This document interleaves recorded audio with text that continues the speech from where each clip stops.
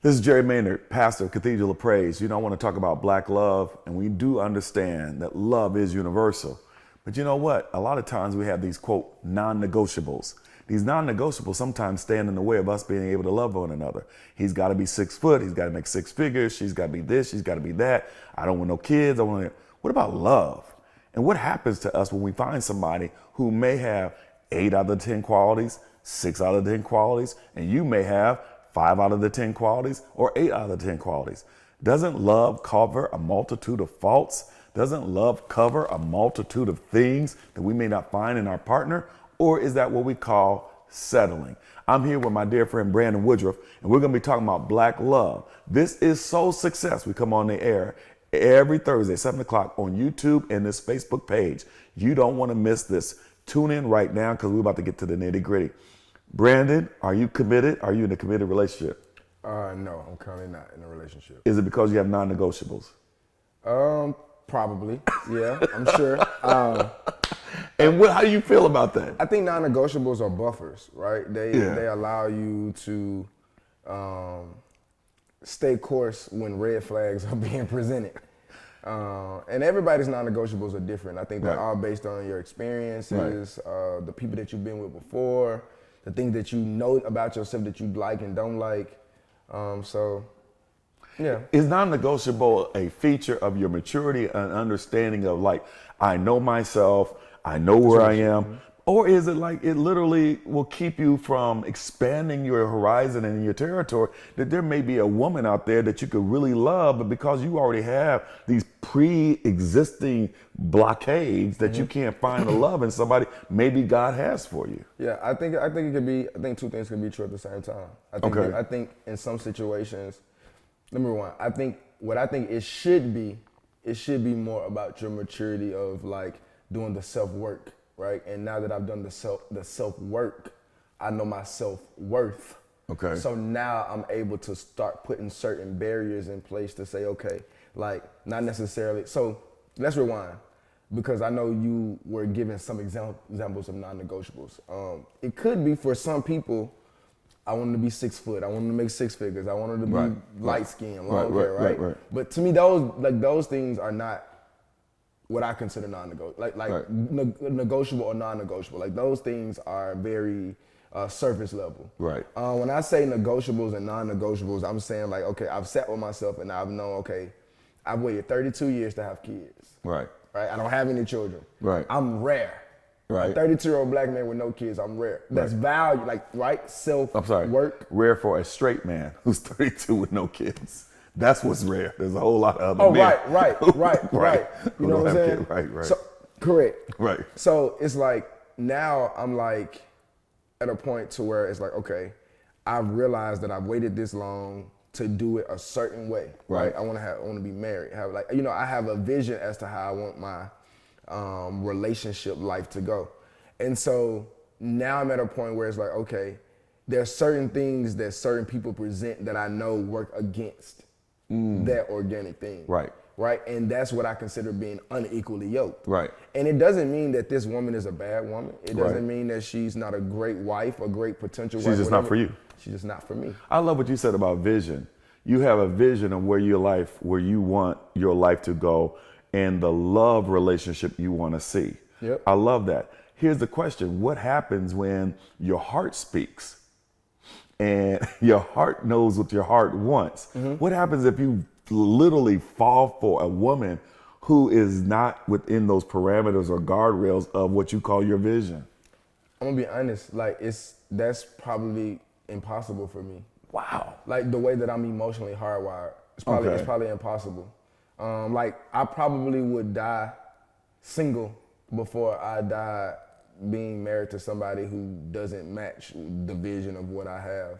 Aren't you limiting yourself? Maybe not. I think I'm positioning myself. Ooh, I like that. Right, I'm positioning myself for who I feel like God has for me. Like me and my best friend, we talk about this a lot. It's like I've made a lot of lifestyle changes recently. Because the truth is, I've been praying to God, like, God, I want my wife. Yeah. I'm in a space in my life where this is what I'm ready for, right? Right. And it's crazy because God hasn't given it to me, right? But when I really started thinking about it, I was like, ooh, God, if you would have gave me or brought somebody to me when I was still doing these things, because I don't believe in chasing, I believe in attracting. So that means I would have attracted what I was. Right? And so like in the season of me asking God to bring me somebody, I didn't realize that I wasn't ready, because if God would have sent me somebody, he would have sent me somebody that matched where I currently was. And so I know my person, my wife, the person that's for me, she's gonna be very elated to know that I've done the self-work to position myself just for her. Now, as men, and especially based on the Bible, we are supposed to find the wife, not to be chased. Or we're not supposed to be the magnet, but I do agree with you that you attract what you attract. And I believe in karma. Even though I'm spiritual, I'm Holy Ghost filled, I do believe in karma, right? You reap what you sow. You reap what you sow. So I agree with all that. What I'm saying to you though is, when you run into a person that you had no intention whatsoever, and she ain't even on the radar, she probably may not be even a person that you would even think about dating. Right, for sure. Are you saying that person is completely off limits if they don't fit the vision that you have? Vision means characteristics. It doesn't mean imagery. Okay. Let me classify. No, I mean your vision of what you saw in a love relationship. No. What if she don't want kids? Yes, she's not the woman for me. Okay, cool. You see what I'm saying? Like, now talk to me. Come on, let's be real. I guess I'm trying to better understand your questions. Yeah, that was my question. Like, what happens? You fall in love, right? And you've already had a vision. You want to get married. You've been waiting. 32. You want to do it right. You want to be married before you have she kids. Don't want to have kids. Huh? Boom. She tell me, boom, she don't want to have kids. What if she already got kids? Because that was where I was really going. Was what if she already has kids? Because I'm gonna be honest with you, men, any woman you're gonna date that's over 28 or probably it's a high chance. High chance they're gonna have children. Sure. But put it like this: I've went through my eras of saying I only want to date women with no kids. I went through my era of saying I'm open to dating women with kids. And once again, it really just for me at this point is more so about characteristics. Because like I said, once again, all those things are surface level, right? It doesn't, you having a child doesn't speak to who you are as a person. Right. Right? And I think a lot of the things that I'm talking about when I talk about my non-negotiables have all to do with what type of woman, what type of person are you? Okay. Are you family oriented? Right. Do you cuss your mama out? Right. Do you, I don't know, do you hang out in the streets? Do you have all a the time? relationship with your father? Okay, right. Do you go out? Yeah. You know what I'm saying? If you do go out, how do you conduct yourself when you go out? Because once again, it's not non-negotiable that you go out. Right. But if you go out and every weekend you want to get super wasted and you don't remember where you was at Saturday night, you're not for me. Right. And at the end of the day, that doesn't mean you still can't go home and be a good mama, a good woman, a good wife, but you're just not for me. Right. So let me talk about non-negotiables, because I even though I'm doing this to ignite a conversation, I have non-negotiables as well. Okay. And so as I challenge you, I'm challenging myself. And I will be honest with you. So my non-negotiable is I have not dated white women. Me either. Right. So Ever. the non-negotiable was you could be I've met some fantastic, I'm sure wonderful Caucasian women who probably would be a great wife material. But it was that's just non-negotiable. At my age now, more than 20 years older than you, I'm asking myself, I used to judge men, why you with, and why couldn't you find a Nubian queen? Right. Well, now I'm like, man, love is just, I'm getting more as I get closer Diverse. to death.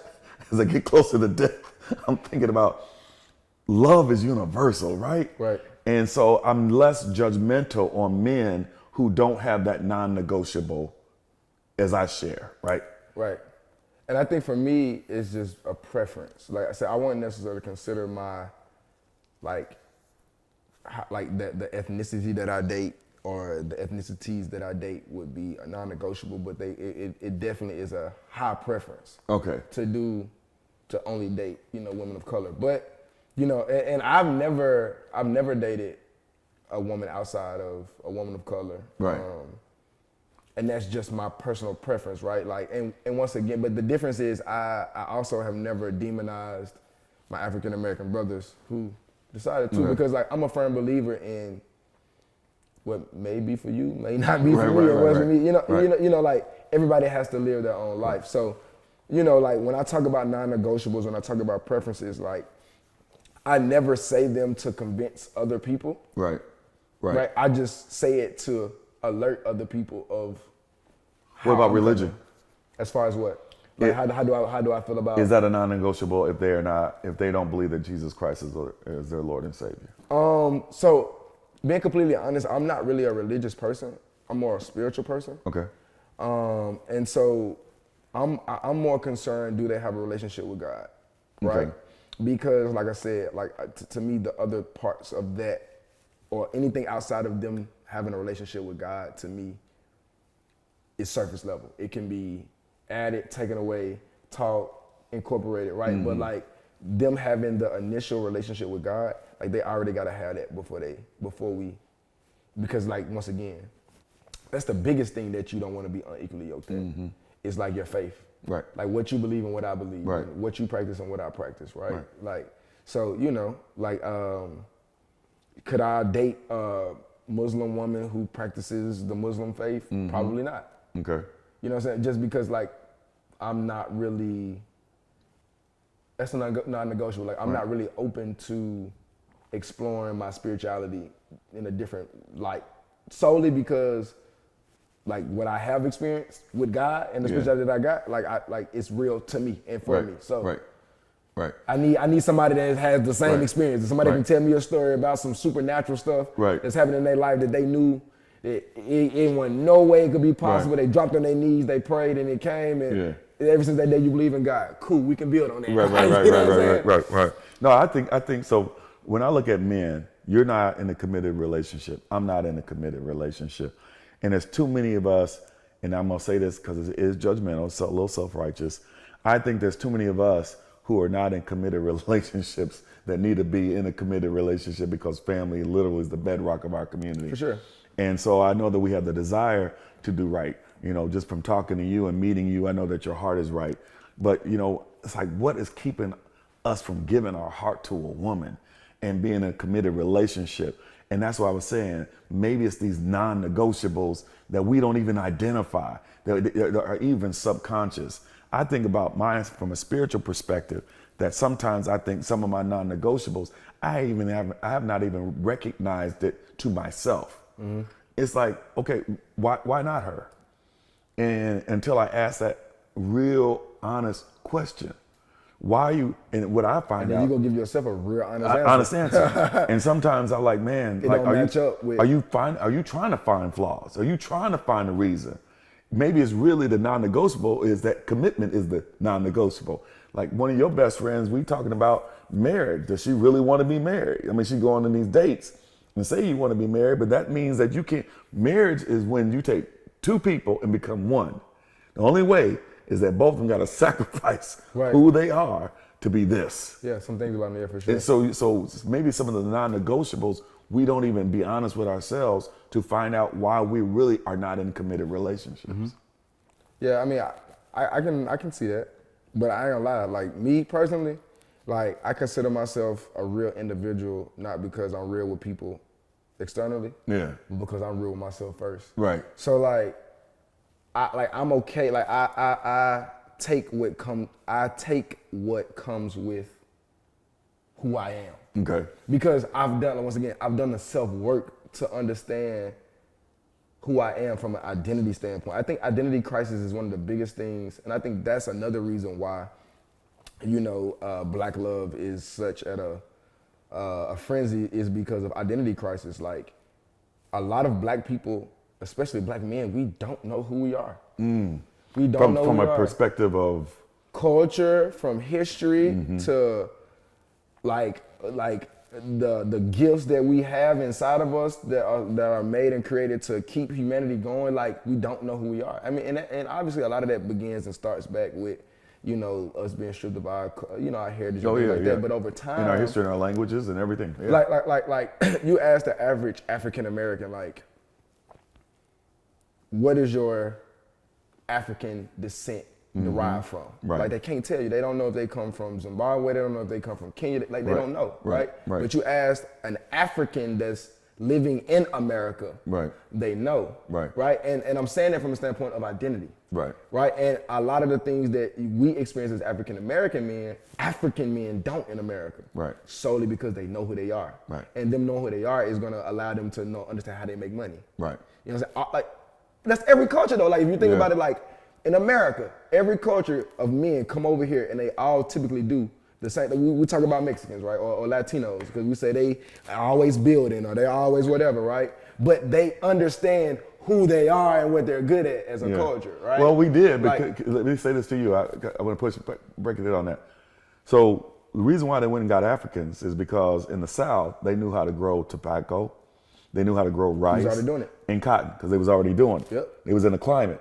Then, after slavery ended, they told us that we were dumb, stupid, couldn't do anything, didn't build anything. We didn't build America. We didn't grow the crops. They did. They did everything. We're dumb and stupid. And then we began to buy in. Some of us began to buy into it. So it's like you're right. We went from an identity of exactly who we are to make the country what it was, the wealthiest country in the world, to now all of a sudden we stupid and dumb and don't know who we are. And that's one of the things. It's been one of the greatest, my God, mind-blowing like narrative of getting us to hate ourselves and not love ourselves. And I agree. I think that's one of the reasons why black men, we have a hard time with love, is because we first have to love ourselves. When I hear you say that I have self-identity or I had to learn who I am, I see that my interpretation is I have to learn to love who I am. Yeah. And love me is identifying who I am. Instead of changing who I am. Right. And then in order to love you, you have to know you. Yeah. Because unless you're loving a false, you lying to yourself. Because one of the things that I noticed, we talk about relationships, is like, I tell you about my grandfather, right? Like my grandfather instilled, like he was the first visual representation that I had of like a man loving his family, his wife, his grandkids. Like, you know what I'm saying? And since him, I've never seen, it's almost like the Cosby thing you were talking about. I have, like, since the Cosby's, you haven't seen nothing else like that on TV in no generation, like of a real family, right? And so like, because of that, and that was instilled in me, even though as I got older, I went to college, I got into fraternity, I started having all these other outside external influences on who I thought I was, right? I'm an alpha, so that means you got to do this with the girls, you got to do this, you got to do that, right? And you start, so a lot of people buy into that, and that's where we, a lot of people, when it comes to, they want to, get out of the organization and stuff because they say the organization changed who they was totally. No, you just never knew who you were. Right. You just never knew who you were. Right, because the reason, and I don't, listen, I'm a mega psi 5, not an alpha. But one of the reasons why the alphas brought you in, because who you are. Exactly. They wanted you to be a brother who you are. of who you are. They don't want you to conform to something. Yeah, of course there's some principles and, that we all live by, And to me, we have more in common than we have in common, but it is because they picked you. They selected you, you selected them, but you are to bring your authentic self to the organization. And I think that right there is the meat of the answer to your question about like relationships and commitment, is because a lot of this is like people like date you or they will pick you because they like you, right? But once they get you, or once you get into dating this person, now one or both parties want the other to conform to the program versus just loving them organically for who they are. Right, but you have to change though to certain degrees, because you cannot become one if you say I'm not going to do anything different, because now it's not about me, it's about us. But it's like, if that, like, even as people, there's certain things that are just you. Like, No, that's right. It's going to be ingrained in your personality. Right. Agree. And so now, if I accept that, right, I agree 100%. I can't later on try to change those things that I knew from the beginning were ingrained in your DNA. Right. Like, I have to love you through that. Right. Now, do you agree with this? When a woman dates a man, from the first date. I thought you were going to say women date men for help and men date for love. No, okay. We'll address that later. Let's come back, put a pin on that. When a woman dates you on the first date, this is my theory. You got 90% of who he is. I mean, on the first date. On the first date. Yeah. We're very simple creatures. Now, for a woman, we probably got whatever you presented. And it could be 10%, 5%. I agree. 80% according to what you present. So then if you then try to change, like you said, and say, well, that's not a good enough anymore. Baby, when we went on the first date, you pretty much, you see what you get what you see. Yeah. And so I do agree with that. But let's go back to men date for what now? So one of the big sayings that me and my partner say, we say that in this generation, women date for help, men date for love. Wow. So it's two different ideologies when it goes into why we're dating. Like, a lot of women, you know, they talk about like Big Daddy or Pawpaw, right? Like our granddaddy, great granddaddy, and how they used to take care of the woman, they used to take care of the house, they used to come home and probably even give grandmama his whole check. Right. But like on the flip side, to ladies, I would say, but like, are you doing what Big Mama was doing? Right, yeah. Yeah, I clean, I cook. No, I don't think you understand. It's more than that. Right. Like, granddaddy wasn't coming giving this woman this check just because she took care of the kids. And no, like, she took care of his mental. She ran his bath water. She rubbed him. She learned her mate to the point to where he felt like she deserved this. And like, the difference is now is like, women don't even, or via my experience, let me stop doing that. Via my experience, women don't even, like, they don't even try to, I don't even know how to put this without, I'm trying to make sure that I don't sound offensive to you. No, listen. This is a safe space. Nobody's gonna watch that. I'm joking. Go ahead. I'm just trying to make sure that women, like, I just feel like women in my generation, a lot of times, via my experience, are less concerned about the quality and the value of the man, and more concerned about the resources and ability to provide from the man. So I look at women. Women love security, safety. Yep. They want to make sure it's stability, and so that comes from not so much that they are money grubbers or that they are somehow just concerned about your ability to earn. They're concerned about your ability to provide safety, security, and stability. And I noticed that women under 30 who don't like to date men under 30 is because they don't get that with men. They think they're a bunch of knuckleheads. In fact, they think sometimes men under 50 are knuckleheads, and that they don't have the priorities right in order that do I feel safe with you? Do I feel secure with you? Do I feel like if something went wrong, you are going to be there and make sure you're protecting me? And not that women have to have, because women are making more money than men nowadays anyway. But so I do believe that. But what I want to get to is you and I have something in common in that we're both in non-committal relationships. Yep. And the question becomes, is there some non-negotiables that we have on the inside of us, whether we've expressed it to ourselves, expressed it to the world, or not? Have we recognized it? And then the question becomes, is that truly healthy for us? And I hear you saying on your side, and I want you to end with this. I want you to talk about why it's important to have non-negotiables in order to be equally yoked. And then what I want to talk about it, as you talk about that, is can those non-negotiables sometimes get in the way of true love? Yeah, so I'm gonna do a flip. So yes, sometimes those non-negotiables definitely can get in the way of you finding your person.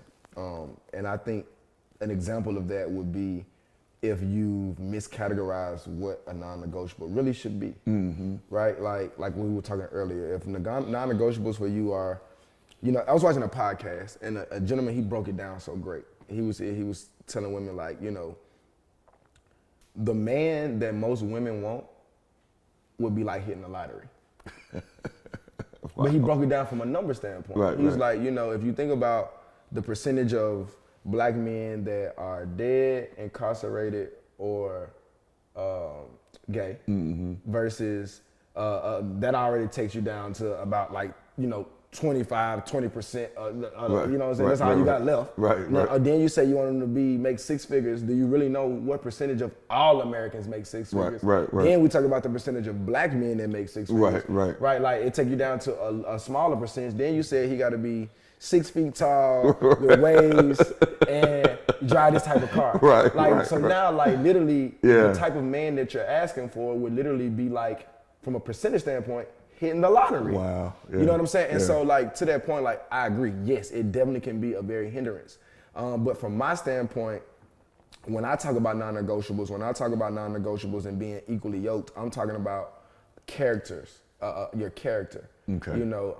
Avoiding character flaws, making sure that you're able to be on one accord mentally, have the same mindset as a person, have same common goals. One of the biggest things that I've been talking to people about is being compatible versus being aligned. Okay. It's two totally different things. And so like I just use my non-negotiables to make sure that I always understand that I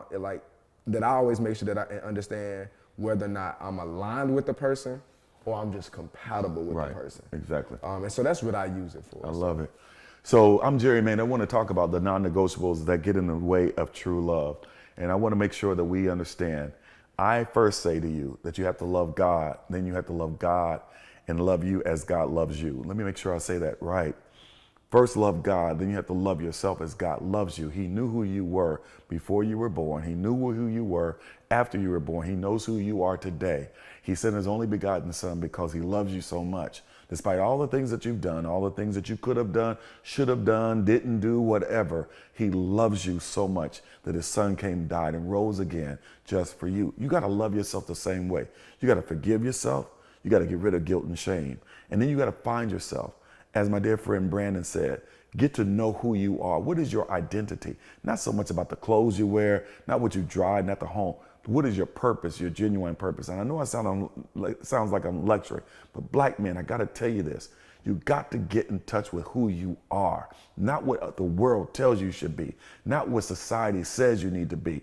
These trophies, these things we call trophies, I call them trophies where you say, okay, I got the car, I got that. If you don't know who you are, you'll just be a miserable man driving a BMW, living in a big house. You just be a miserable person wearing the most fashionable clothes. You got to know who you are. That's what soul success is all about.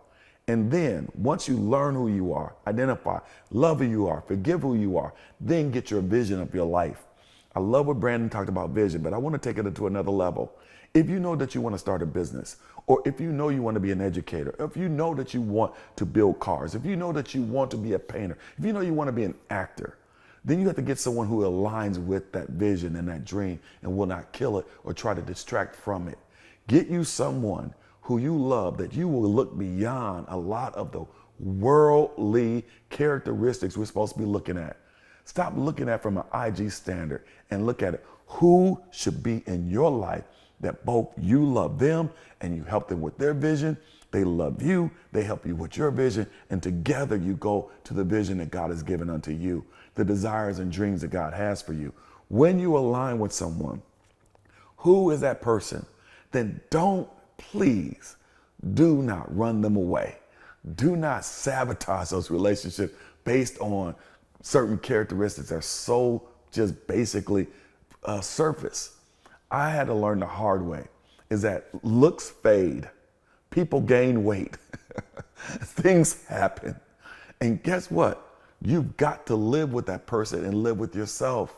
So get someone who literally loves the vision, the God-given purpose in your life, and you love their purpose, the God-given purpose in their life.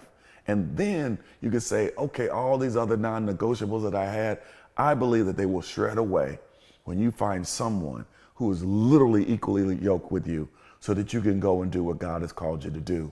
And then it won't be perfect, it takes work, but I do know you'll be blessed. It is better to be in a loving relationship than not to be in one. Take it from me. I'd rather have one than not have one. But I'm in this season right now, this journey where God is working on me until the Lord allows me to be in a position where I can be that help person, that mate, that provider, that security, that stabilizer, those things that God wants me to be. So I say the same thing to you.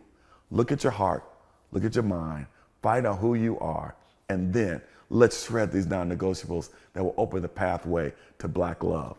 This is Jerry Maynard for Soul Success. Please like us on Facebook, share it on Facebook, go to YouTube, subscribe, and we'll see you again Thursday at 7 o'clock p.m. Be blessed.